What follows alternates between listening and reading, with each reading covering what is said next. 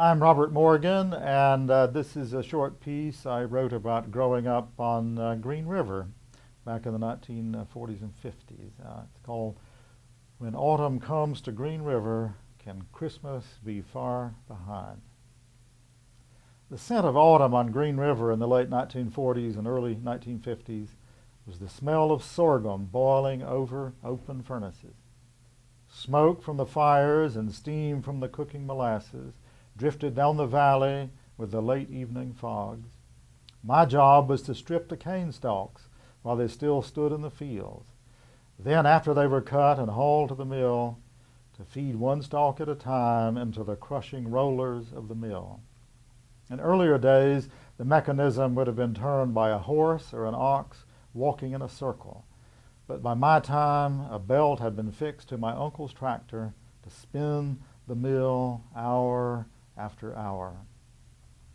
The job requiring the most skill was the cooking of the juice to make sorghum.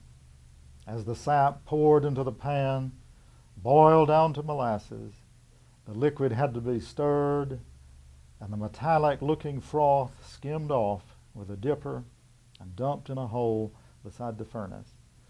The steam that rose from the pan was sometimes so thick under the roof of the little shed it was hard to see the skimmer. Timing was everything. If cooked too long, the sorghum would be thick, rubbery, and dark. If cooked too little, it was thin and green.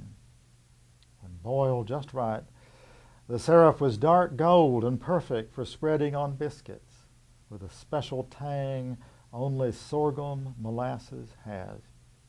Sorghum cane was not introduced to the region until the mid-19th century, but it quickly became a permanent favorite of the people here.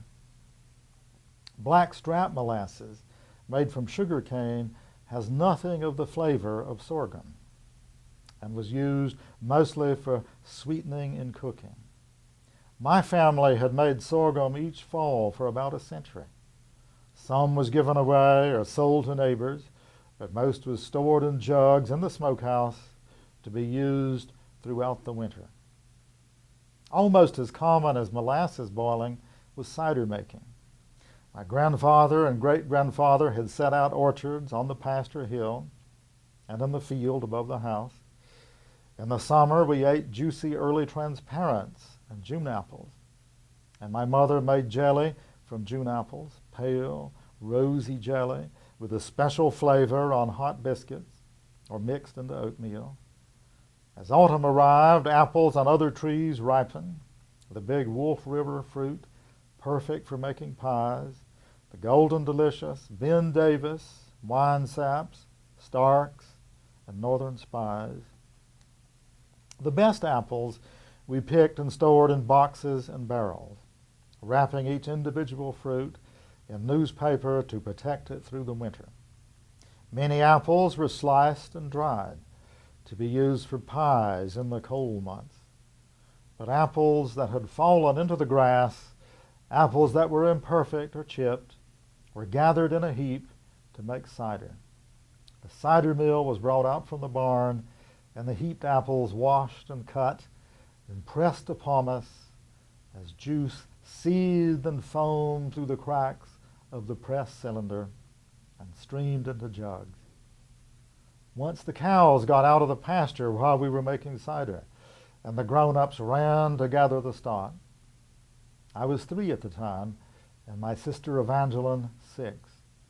She told me to hold a cup to the spout while she tilted the cider mill to drain the last drops of juice.